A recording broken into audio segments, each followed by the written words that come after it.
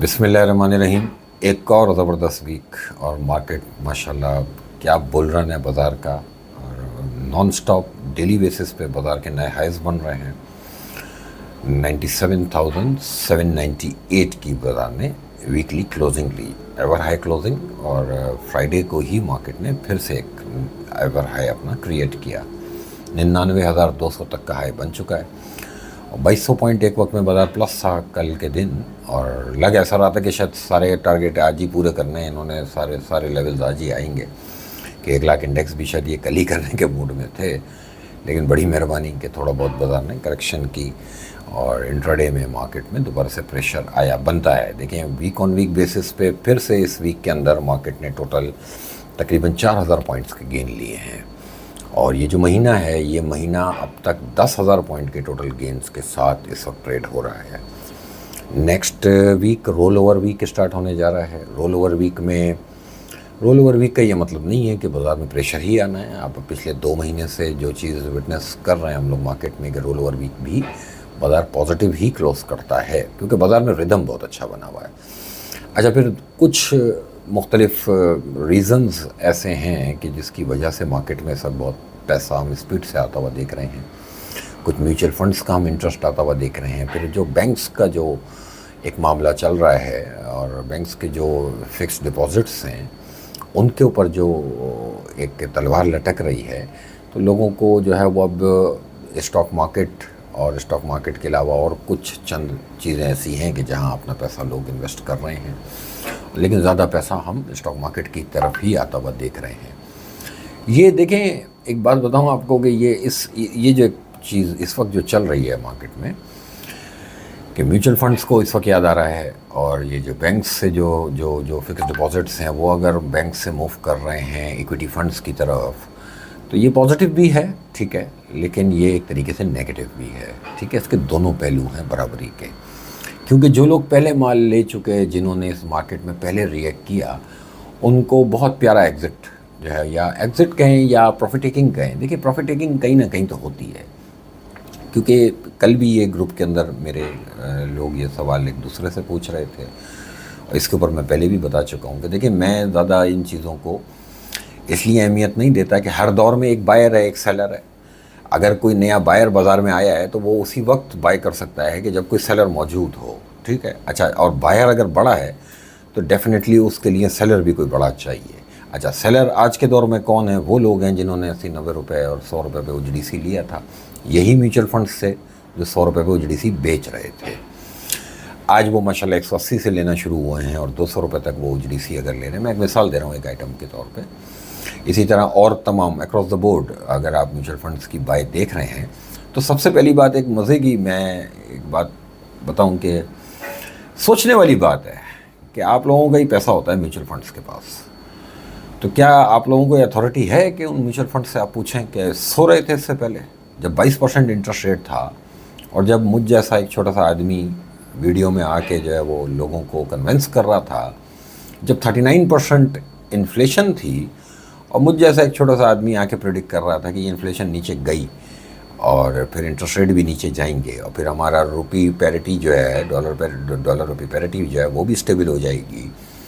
तो जब मैं एनालाइज कर सकता हूँ तो आप लोग तो बड़े क्वालिफाइड लोग हैं, क्योंकि पिछले दिनों किसी ने ग्रुप में भी भेजा था कि एक म्यूचुअल फंड के CEO यही जस्टिफिकेशन दे रहे थे कि इंटरेस्ट रेट बड़ा रैपिडली नीचे आ रहे हैं, तो इसलिए जो है वो इक्विटी की तरफ पैसा जा रहा है। तो पहले सो रहे थे। एनालिसिस किस चीज़ का नाम है? यानी कैलेंडर देखने के बाद डेट बताएंगे आप? मज़ा तो तब है कि पहले डेट बताई जाती कि ये डेट आ जाएगी। और ऐसे इसमें कोई मैं कोई ऐसी बात नहीं कर रहा कि ये जो मैं बात कर रहा हूँ ये मैंने खुद ना की भी हो। तो मेरी तो वीडियो सारी जो है वो ऑन रिकॉर्ड है कि किस दौर में मैं कह रहा था कि बाज़ार में एंट्री लें, और उस दौर में ये बात मेरे लिए एक फियर फैक्टर था कि मैं यार एंट्री करा रहा हूँ, और लेकिन म्यूचुअल फंड्स हमारे सेलिंग साइड पे इतने क्वालिफाइड लोग, और इनके जो पैकेज होते हैं, जो तनख्वाहें ले रहे होते हैं, तो वो अगर आपको पता चल जाए तो होश उड़ जाएं आपके। लेकिन आज वो बड़े मज़े से जो है वो उनकी एक वीडियो क्लिप चल रही है एक म्यूचुअल फंड के CEO की कि इंटरेस्ट रेट नीचे आने की वजह से तो सो रहे थे पहले। तो असल में पॉइंट क्या है कि पाकिस्तान में जो एजुकेशन स्टैंडर्ड है ना वो ऐसा है। अच्छा, फिर मैं अक्सर मैं बातों में कहता हूँ ना कि ये जो एग्जीक्यूटिव लेवल पे भी हमारे यहाँ लोग बैठे हैं ना, आप यकीन करें कि इंग्लिश बोलने से इंसान कोई पढ़ा लिखा थोड़ी हो जाता है, या 4 किताबें पढ़ के आपने डिग्री मास्टर्स की पकड़ी हुई है या पीएचडी की। अकल होना ज़रूरी है, अकल। बात समझ रहे हैं कि किस वक्त क्या एक्शन लिया जाएगा। स्पेशली ये काम स्टॉक मार्केट में तो सबसे जो इम्पोर्टेंट चीज़ है वो टाइमिंग्स। आपके टाइमिंग्स क्या थे, आप क्या कर रहे थे। 100 रुपये पे आप वो जीडीसी बेच रहे थे, 180 पे आप ले रहे हैं। जब 100 रुपये पे गोरे को ये पता था कि इंटरेस्ट रेट नीचे आ जाएगा, इन्फ्लेशन नीचे आ जाएगी, और मुझ जैसे एक छोटे से आदमी को पता था और मैं प्रिडिक्ट कर रहा था, तो आप लोगों के रिसर्च एनालिस्ट क्या कर रहे थे। ये वही रिसर्च एनालिस्ट हैं जो म्यूचुअल फंड के नाम पे लोगों का पैसा इन्वेस्ट करते हैं। एक आम आदमी जो कि स्टॉक मार्केट में अपने आप को इनसिक्योर फील करता है कि उसको स्टॉक मार्केट पल्ले नहीं पड़ रही, तो वो ये सोचता है कि मैं म्यूचुअल फंड्स की तरफ पैसा डाल देता हूँ, मेरे लिए आसानी है। तो ज़रा देखें ये म्यूचुअल फंड्स के कैलिबर ज़रा चेक करें आप, कि आप लोगों का पैसा, इनका अपना पैसा थोड़ी है कोई। तभी मज़े से ये इन लेवल्स पे जो है वो अब ये कंफर्टेबल हैं। अब ये आपको जो है वो ये दिखा रहे हैं कि हम यहाँ पे बाइंग कर रहे हैं। तो क्या वो 200 रुपये पे ओजीडीसी को जस्टिफाई करेंगे कि डिविडेंड यील्ड के तौर पे? क्या कोई फौजी फर्टिलाइज़र को 325 रुपये पे डिविडेंड यील्ड के तौर पे जस्टिफाई कर सकता है? करके दिखाए मेरे सामने और मुझसे डिबेट करे इस टॉपिक के ऊपर। तो डिविडेंड यील्ड को जस्टिफाई तो नहीं कर सकते, किसी न किसी अपकमिंग फंडामेंटल को कर सकते हैं, कोई ना कोई ऐसी खबर को कर सकते हैं। तो अगर खबर कोई ऐसी पीछे बैकएंड पे आपके पास खबर है, तो वो खबर आ जाएगी आपके पास। उस वक्त क्यों नहीं आई जब ओजीडीसी अभी 100 रुपये से 130 रुपये के दरमियान 10-12 महीने तक खड़ा था। सिर्फ ये पॉइंट जो मैं समझाने के लिए कह रहा हूँ कि हमारे यहाँ बस क्या कहा जा सकता है। मैं ज़्यादा इस टॉपिक पे किसी की बुराई में क्या करूँ, लेकिन ज़रा आप कैलिबर चेक करें, ठीक है ना, काम का, कि जो काम आप 100 रुपये पे बेच रहे थे आज आप 200 रुपये पे ले रहे हैं, क्योंकि वो पैसा जो है ना वो आपका नहीं है, और वो पैसा है एक आम आदमी का, और आपने उसके जवाबदेह भी नहीं है, क्योंकि जब वो आपके पास फंड्स रखवाने आता है तो आप उससे साइन करा लेते हैं कि मार्केट के ऊपर सारा रिस्क और जो रिवॉर्ड जो है वो मार्केट पे डिपेंड करता है, तो अब आप बरी ज़िम्मा हो जाते हैं। तो ये मज़े की चीज़ है, और ये ही मार्केट की खूबसूरती भी है, ठीक है, कि एक बेच रहा होता है, एक ले रहा होता है। जहाँ तक फॉरेनर्स की बात है, फॉरेनर्स कंटिन्यूसली क्यों सेल पे हैं, तो देखिए क्यों हैं वो तो फॉरेनर ही डायरेक्टली बता सकते हैं, लेकिन उनका बनता है सेल साइड पे होना। उन्होंने इस पूरे 1 साल में इंक्लूडिंग डिविडेंड्स जितना बड़ा कैपिटल गेन लिया, मेरे हिसाब से दुनिया में शायद उन्होंने कहीं और नहीं लिया होगा, जो पाकिस्तान से वो लेके जा रहे हैं। क्योंकि मैं तो आइटम वाइज, या हमारे मार्केट के लोगों को आइटम वाइज चीज़ें पता होती हैं कि फॉरेनर कौन सा आइटम जनवरी में ले रहा था, फरवरी में ले रहा था। आज वो 100% के गेंस के साथ डिविडेंड खाने के बाद, यानी 110, 120, 130% के गेंस वो अगर बुक कर रहा है, वो इसलिए कर रहा है कि उसको अवेलेबल है इस वक्त मार्केट के अंदर एक बायर, और वो बल्क में आराम से चीज़ों को सेल कर सकता है। अगर 13-13 मिलियन की एक दिन की गोरे की सेल है, तो वो उसी वक्त है कि जब उसको इतना सामने बायर भी टकर रहा है। अगर बायर ना होता तो शायद गोरा इतना सेल साइड पे भी ना होता, वो भी आराम से बेच रहा होता। तो इसमें ऐसे टॉपिक्स के ना दोनों पहलू होते हैं। बस आपको अपने ऊपर रख के सोचना चाहिए, या तो आपके पास वो इनसाइडर हो कि जिस इनसाइडर के ऊपर आप एक ऐसा शेयर जो 3, 4, 5 साल के बाद आज किसी रेट पे आया है, या ऐसा शेयर जो कि अपने किसी ऑल टाइम हाई पे इस वक्त ट्रेड हो रहा है, तो उसकी जो प्राइस है वो जस्टिफाइड है। अगर उसकी जस्टिफिकेशन आपके पास है तो बस फिर आप इन्वेस्ट करें, ठीक है। मैं इस बात का कायल नहीं हूँ कि मैं किसी भी शेयर को ये कहूँ कि ये महंगा है। मैं डिविडेंड यील्ड की बात कर रहा हूँ। अगर डिविडेंड यील्ड के हिसाब से कोई मुझे जस्टिफाई करे तो बड़ी बात है, मैं बिल्कुल कन्विंस हो जाऊंगा और मैं भी ये रेकमेंड करना शुरू कर दूंगा। लेकिन डिविडेंड यील्ड के हिसाब से कोई मुझे जस्टिफाई इन शेयर्स को अभी कर नहीं सकता। ये उन शेयर्स की बात हो रही है जो शेयर्स कंटिन्यूस एक बुल रन में ब्लू चिप्स, और उनमें ही म्यूचुअल फंड्स का पैसा इस वक्त जा रहा है, और उनमें ही जो सेलर है वो गोरा है। अच्छा, फिर गोरे में भी देखिए बहुत सी बातें सोशल मीडिया पर करने की नहीं होती। अब जो हमारी मार्केट के जो लोग हैं, जो मार्केट के लोग हैं, वो मेरे इस जुमले को पहचान जाएंगे, क्योंकि हम लोग आपस में ऑफ द रिकॉर्ड ये बात कर रहे होते हैं। तो अक्सर ये जो गोरा होता है ना, ये काला गोरा भी होता है कभी कभार। ये काला गोरा कौन होता है कि मैंने ही यहाँ से पैसा सिंगापुर भेजा, सिंगापुर से वो दुबई गया, दुबई के किसी फ़ंड से या सिंगापुर के किसी फ़ंड से या वो और किसी यूरोपियन कंट्री के किसी फ़ंड में वो इन्वेस्ट हुआ, और वहाँ से वो पैसा मैं अपनी मार्केट में लेकर आया। और आज जब एग्ज़िट हो रहा है तो नाम यही आ रहा है कि गोरा एग्ज़िट हो रहा है, तो बेसिकली वो घूम के कोई काला गोरा ही होता है। अब ये जो पॉइंट है ये एक आम आदमी, एक आम इन्वेस्टर के समझने का नहीं है, ठीक है। मार्केट के जो लोग हैं वो इन बातों को समझेंगे। तो मैं तो दोनों पहलू देख रहा हूँ कि ये जो म्यूचुअल फंड में एक आम आदमी का पैसा तक इंगेज किया जा रहा है, तो ये बेचने वाले कौन हैं? गोरे हैं। तो क्या ये वाकई ये सफ़ेद चमड़ी वाले गोरे हैं या काली चमड़ी वाले गोरे हैं? तो ये भी एक ये तो क्या लगाने वाली बात है। अब 100% तो ऐसी बात है, आप इन चीज़ों पे नहीं इन चीज़ों को प्रेडिक्ट कर सकते कि कि कौन है ये पीछे, लेकिन ठीक है, उनका बनता है, कोई इसमें घबराने की बात भी नहीं है। और अगर आज म्यूचुअल फंड्स इसको ले रहे हैं, और अगर बैंक्स या म्यूचुअल फंड्स आज अगर ये समझते हैं कि ये प्राइसेस उनके लिए जस्टिफाइड हैं, तो ये हमारे लिए खुशी की खबर है कि आज उन लोगों को ये प्राइसेस जस्टिफाइड लग रही हैं। तो इट मीन्स कि मार्केट में अभी और भी कोई ग्रोथ बाकी है।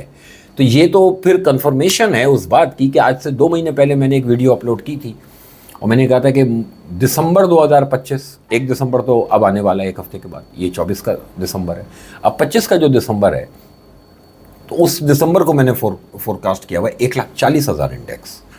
तो मुझे तो लगता है कि यानी मेरा टारगेट इंशाल्लाह वो वाला भी हिट होगा, क्योंकि आज जो लोग लेने खड़े हो रहे हैं उन्होंने भी तो कोई ना कोई प्लान किया हुआ है ना। वो भी तो अपना रिस्क फैक्टर देख रहे होंगे और रिवॉर्ड फैक्टर भी देख रहे होंगे।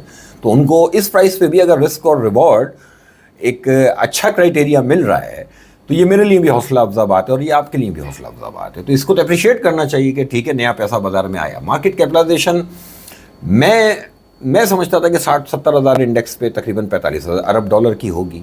99,000 इंडेक्स पे आके मार्केट कैपिटलाइजेशन बिलाखिर 45 बिलियन डॉलर्स की हो गई। अब जिन लोगों ने मेरी जनवरी की पहली वीडियो इस साल की सुनी होगी, उसमें मैंने कुछ टारगेट्स दिए थे, उसमें इन्फ्लेशन का, उसमें इंटरेस्ट रेट का, और फिर उसमें मैंने एक टारगेट दिया हुआ है मार्केट कैपिटलाइजेशन का, और वो है 45 अरब डॉलर। कल की तारीख में 45 अरब डॉलर का टारगेट भी पूरा हुआ। इंडेक्स ने तो टारगेट ही खोल खाल के बराबर कर दिए, टॉप खड़ा हुआ 99,000 इंडेक्स। इसी तरह इन्फ्लेशन के टारगेट्स मेरे 100% इस साल के हिट हुए। इंटरेस्ट रेट के टारगेट्स मेरे 100% हिट हो रहे हैं, और अभी जो नेक्स्ट मॉनेटरी पॉलिसी है उसमें और जो एडजस्टमेंट आएगी तो उस हिसाब से मेरा टारगेट कंप्लीट हो जाएगा। मैं 13-13.5% के अराउंड कहीं इंटरेस्ट रेट मैंने प्रेडिक्ट किया था इस साल में। 2025 और बड़ा साल आने जा रहा है। इस 2025 के लिए तैयारी करनी चाहिए, कुछ पैसों का इंतज़ाम करना चाहिए। इस मार्केट में अभी भी अगर कुछ लोग ऐसे हैं कि जिनका नंबर अभी नहीं आया, मैं गारंटी दे रहा हूँ बहुत बड़ा नंबर आएगा। डिपेंड करता है कि आपने क्या चीज़ ली हुई है, डिपेंड करता है कि आपने जिधर इन्वेस्टमेंट की है वो इन्वेस्टमेंट क्या जस्टिफाइड है, क्या कोई ऐसा फंडामेंटल है जिसकी बेस पे आप बैठें। हवाओं में तीर मारना है तो वो तो फिर आपको बहुत लोग मिलेंगे एडवाइस करने वाले, वो मेरा काम नहीं है, ठीक है। बाकी पिछले वीडियो में मैंने कहा था कि देखें, बाज़ार नॉन स्टॉप जब जा रहा है तो एक कहावत है ना कि कोई महंगा रेट नहीं होता और कोई सस्ता रेट नहीं होता। तो मैं कभी भी ये नहीं कहूँगा कि मार्केट से बाहर हट के बैठो, नहीं, अपना एक मिनिमम रिस्क वो रखो और ऊपर खुला छोड़ो। यही क्राइटेरिया पूरी दुनिया में अप्लाई होता है और स्टॉक मार्केट में यही एक क्राइटेरिया है काम करने का। आपको समझ आए या ना आए, ठीक है। समझ नहीं आएगा तो ये मार्केट उठा के बाहर फेंक देगी आपको, और अगर समझ आएगा और इस क्राइटेरिया को फॉलो करेंगे तो आपसे कोई अपॉर्चुनिटी मिस नहीं होगी। ये हो सकता है क्योंकि मैं ऐसे लोगों को जानता हूँ जो व्हाट्सएप ग्रुप्स पे अभी तकरीबन 72, 74, 75 हज़ार इंडेक्स पे लोगों को ये एडवाइस कर रहे थे। मेरी क्लाइंटों ने दूसरों के दिखाया कि इरफान भाई ये बंदा तो ये कह रहा है, वो 72, 74 हज़ार इंडेक्स पे कह रहे थे कि इंडेक्स 50 हज़ार हो जाएगा, बाजार से निकलो, और वो फिर बाजार उनको छोड़ आया पीछे। इसी तरह मैंने 92, 93,000 इंडेक्स पे कहा था कि पीछे हटो एक दफ़ा बाजार से, लेकिन पिछली वीडियो मैंने क्या कहा कि अब शॉर्ट टर्म ट्रेड करो, पीछे नहीं हटना, बाजार में बैठो। क्यों कि sky is the limit. Market में अभी आप लोगों को पता ही नहीं है कि दुनिया की मार्केट्स में क्या क्या इंडेक्स के हाई बने हैं। ये 1 लाख इंडेक्स कोई चीज़ ही नहीं है, क्योंकि आपकी मार्केट में जो इंडेक्स के वेटेज वाला मामला है वो आपको नज़र आ रहा है 2 से 3 आइटम, 4 आइटम ऐसे होते हैं आपके कि जो इंडेक्स को ले आते हैं। पीछे अक्रॉस द बोर्ड उस तरह से बाजार के अंदर रिफ्लेक्शन नहीं आती, लेकिन ग्रेजुअली आ रही है, ग्रेजुअली ये पैसा आ रहा है। अभी समझ लें कि पिछले महीने 42 अरब डॉलर की मार्केट थी और इस महीने आपकी मार्केट 45 अरब डॉलर की, यानी 3 अरब डॉलर की कैपिटलाइजेशन बढ़ी। तो ये जो कैपिटलाइजेशन बढ़ी यानी मार्केट में नया पैसा आया। तो ये नया पैसा जब तक आ रहा है मोस्ट वेलकम। बाजार में इस रैली को मिस नहीं करना चाहिए, करेक्शन हर वक्त ओवरड्यू है। अब पॉइंट क्या है कि कैसे बैठें, इस खौफ से कैसे हम बाहर निकलें कि मार्केट ये ना हो कि हमारी एंट्री लेते ही हमें मार दे। तो 2 चीज़ें हैं कि जो आइटम लेने जा रहे हैं क्या वो जस्टिफाइड प्राइसेस पे हैं, इस पर रिसर्च कर लें। रिसर्च करना हर आदमी का काम नहीं है, रिसर्च करें, उन ब्रोकर्स से पूछें जिनको कमीशन दे रहे हैं अपना, ठीक है। उनकी ड्यूटी है कि वो आपको बताएं और वो फिर बताने के बाद उस चीज़ को ऑन करें, आपके साथ खड़े हों। दूसरा, कि कोई ना कोई एक स्टॉप अपना डिसाइड करें। ये जो स्टॉप है बेसिकली स्टॉप लॉस जिसको कहते हैं, ये टेक्निकल चार्ट्स की बेस पे होता है। मैं अपने क्लाइंट्स को ब्रॉडकास्ट पे पिछले हफ्ते से 95,000 इंडेक्स का मैंने पिवट दिया था और कहा था कि इसके अगर ऊपर आ गई तो बस इस पे बैठो। तो 95,000 से 99,000 तक की रैली फिर एंजॉय की है, ठीक है। तो यानी मिस कोई चीज़ नहीं हो सकती मेरे होते हुए मेरे क्लाइंटों की, ये तो बेफिक्र रहा है। मैं बाज़ार में क्योंकि इस बात का कायल हूँ कि कोई महंगा रेट नहीं होता, तो इसका मतलब क्या है कि मार्केट तो बिल्कुल जा सकती है इसी तरह। कल 99,000 का 99,270 का हाई बना है, हो सकता है अगले वीक के अंदर हम लाख भी क्रॉस करें, तो क्या बैठे रहेंगे आप? नहीं नहीं नहीं नहीं, कोई एक लेवल स्टॉप का अब नया पिवट होगा। आप लोगों को आज बताया 95,000 पिवट था पिछले वीक का, जो क्लाइंट्स को मैं डेली बेसिस पे बता रहा था। अब वो ख़त्म हो गया क्योंकि वीक ख़त्म हो गया, अब नया वीक शुरू होगा तो नया पिवट होगा। नया पिवट मंडे मॉर्निंग मेरे क्लाइंट्स को ब्रॉडकास्ट पे मिलेगा, उस पिवट पे बैठिएगा, मज़ा आएगा कि जब तक उसके ऊपर है होप नोट बनेंगे, कोई टेंशन की बात नहीं है। शॉर्ट टर्म ट्रेड जो लोग कर रहे हैं क्राइटेरिया पूरा करें, स्टॉप लॉस का रेट आए हिट कराएं। अब देखिए मैं क्यों डिस्करेज करता हूँ शॉर्ट टर्म ट्रेडिंग वालों को। आपकी मार्केट में लिक्विडिटी का इशू है। कल भी ये हो रहा था कि बाजार 2000 प्लस होकर जब बाजार नीचे आया तो मार्केट में ना प्राइस गैप बहुत बड़ा आ रहा था। उसमें हुआ ये कि फॉर एग्जांपल एक शेयर का मैंने स्टॉप लॉस लगाया था 10 रुपये, फॉर एग्जांपल वो 12 रुपये ट्रेड हो रहा है, मैंने 10 रुपये का स्टॉप लॉस लगाया हुआ, या वो 11 रुपये ट्रेड हो रहा है, मैंने 10 रुपये का स्टॉप लॉस लगाया हुआ। अब जब मार्केट नीचे आई ना तो प्रॉब्लम यहाँ आ रही थी कि सेलर था 10 रुपये 20 पैसे पे और बायर था 11 रुपये 80 पैसे पे। 12 रुपये जो वो सेलर था 10 रुपये 20 पैसे पे और बायर था 9 रुपये 80 पैसे पे। ये जो 10 रुपये पे मेरा स्टॉप लॉस लगा है ना, यहाँ बायर ही नहीं था। अब आपकी मार्केट में मैकेनिज्म ये है कि अगर स्टॉप लॉस प्राइस पे बायर नहीं होगा तो स्टॉप लॉस हिट नहीं होगा, वो जंप कर जाएगा, वो सेलर खड़ा कर देगा आपको। ये शायद आप लोग समझे हों, तो हर आदमी नहीं समझेगा इस बात को, जो स्टॉक मार्केट के लोग हैं वो समझेंगे। तो स्टॉप लॉस हिट होना भी एक बड़ा मरहला है, इसीलिए कह रहा हूँ कि एहतियात करें, हर आदमी अपने आप को चैंपियन ना समझे, क्योंकि मार्केट जब रिवर्स लेगी तो गले से पकड़ लेगी। काम करें, अच्छी क्वांटिटी में करें और छोटी मूव में घूमें। हर आइटम में 4-4, 6-6 रुपए के रैली खाने की अगर लालच करेंगे तो जो 2 रुपए मिल भी रहे होंगे वो भी वापस जाएंगे। जैसे कल हुआ है बाजार में सीन, इस तरह के सीन हो सकते हैं। ओवरऑल मार्केट में पॉजिटिव रहेंगे अभी भी। हम एक्सपेक्ट करेंगे, मैं एक्सपेक्ट करूंगा कि बाजार किसी भी वक्त करेक्टिव फेज में आएगा। मार्केट में करेक्शन एनी टाइम एक्सपेक्टेड है, लेकिन कोई एक इंडिकेशन ऐसी कि जहाँ पे कंफर्मेशन हो गई करेक्शन स्टार्ट, करेक्शन तो स्टार्ट हो ही नहीं रही। करेक्शन हो ही रहा है कि बाजार हल्का सा नीचे आता है और फिर नया हाई बनाता है। तो पिछली वीडियो में एक इंडिकेशन दी थी कि समझ लें जब तक मार्केट न्यू हाईज बना रही है तब तक बाजार से डरने की ज़रूरत नहीं है। ये एक पहलू है। दूसरा पहलू है कि कोई एक ख़ास लेवल ऐसा होगा जो कि आपके लिए इंडिकेटर बनेगा कि उसके ऊपर हूँ तो मैं ठीक हूँ और उसके नीचे हूँ तो मैं ख़राब। तो पिछले वीक 95,000 था, आप लोगों को आज बता रहा हूँ, क्लाइंट्स गंवाएं उनको बता रहा था। अब नेक्स्ट वीक जो स्टार्ट होगा तो मंडे मॉर्निंग एक लेवल दूंगा अपनी ब्रॉडकास्ट में अपने क्लाइंट्स को, उसको पकड़ के बैठ जाइएगा, उसके नीचे पीछे हट जाएं, उसके ऊपर बैठ जाएं। तो ये 2 पहलू आ गए आपके सामने, एक रिस्क फैक्टर आ गया। विदाउट रिस्क स्टॉक मार्केट नहीं होती। विदाउट रिस्क मैं कोई चीज़ रिकमेंड नहीं करता, ठीक है, क्योंकि ये उसूलों के खिलाफ है। मार्केट में आगे भी बहुत पैसे बनेंगे इंशाल्लाह, लेकिन करेक्शन आ जाए तो ज़्यादा बेहतर है। लेकिन जब तक नहीं आ रही तो sky is the limit. Market में बैठें, एक स्टॉप लॉस अपने ब्रोकर से पूछें, जिसको कमीशन देते हैं उसका काम है, और फिर वो जो लेवल दे ना उससे कहिएगा इस लेवल को ओन करें, मेरी तरह जैसे मैं करता हूँ अपने क्लाइंटों से कि भाई यही लेवल है। और इंशाल्लाह वो मार्केट ने पिछले वीक दिखा दिया, बहुत से नए लोग भी मेरे पास ऐड हुए हैं तो उनको मैंने दिखा दिया कि लेवल मेरे माशाल्लाह अल्लाह पाक बड़ी इज्जत देता है, ठीक है, और देगा आगे भी अल्लाह पाक, क्योंकि नीयत साफ़ है और मेहनत पीछे करके बात की जाती है। तो एक स्टॉप रख के पॉजिटिव बैठेंगे। गोल्ड और ऑयल के अंदर फिर से एक जंप है, क्योंकि रशियन वॉर जो है वो दोबारा से थोड़ा सा वहाँ पे मामला गड़बड़ हुआ है, कुछ बड़े मिसाइल्स यूज़ होना शुरू हो गए हैं। तो जब तक ये ट्रम्प इंतज़ामिया नहीं आती, दुनिया के स्टॉक मार्केट्स में फिर से एक थोड़ा सा डाउट्स क्रिएट हुए हैं। कमोडिटीज़ जो है वो दोबारा से राइजिंग ट्रेंड पे गई हैं, लेकिन मुझे नहीं लगता वो सस्टेनेबल मामला है। ऑयल का बेयरिश टाइम अभी भी है और ऑयल हमें आने वाले दिनों में अभी थोड़ा सा वो किसी फेयर की वजह से, वॉर फेयर की वजह से ऊपर आ सकता है। अदरवाइज़ ऑयल अगर नीचे है और नीचे ही की डायरेक्शन में फ़िलहाल खड़ा है तो ये पाकिस्तान जैसी कंट्री के लिए अभी हमें और एज मिलेगा आगे कि हम इंटरेस्ट रेट को और भी नीचे आता हुआ देखेंगे और हमारी इन्फ्लेशन को हम कुछ कंट्रोल लेवल पे देखेंगे। अब इन्फ्लेशन जहाँ है यहीं पे 1-2% ऊपर नीचे होगी मेरे हिसाब से, कोई इन्फ्लेशन ज़्यादा नीचे नहीं जा पाएगी क्योंकि आ गई ऑलरेडी माशाल्लाह, बहुत अंडर कंट्रोल है सब मामला। बाज़ार में नया पैसा जब तक आ रहा है तब तक की पहचान यही होगी कि एक स्टॉप रखे, वो स्टॉप अपने लोगों से पूछें और मुझसे वो पूछे जो मेरा क्लाइंट है, तो मैं उसके लिए हाजिर हूँ। और इंशाल्लाह उस स्टॉप को अगर लेके बैठेंगे तो ये अपसाइड जर्नी भी मिस नहीं होने दूंगा इंशाल्लाह। और स्टॉप के पे अपने आप को स्ट्रिक करेंगे कि उस स्टॉप हिट होने पे आप पीछे आएंगे, बाज़ार से हटके बैठेंगे, तो जो कमाया है वो बाज़ार लेके नहीं जाएगा। मार्केट में कमाना आसान है, बचाना मुश्किल है। और एक और कहावत बड़ों से सीखी इस मार्केट में, नफ़ा वो जो जेब में हो। ये जो किताबों में नफ़ा है ये किताबों में चला जाता है। आप लोगों का बहुत शुक्रिया।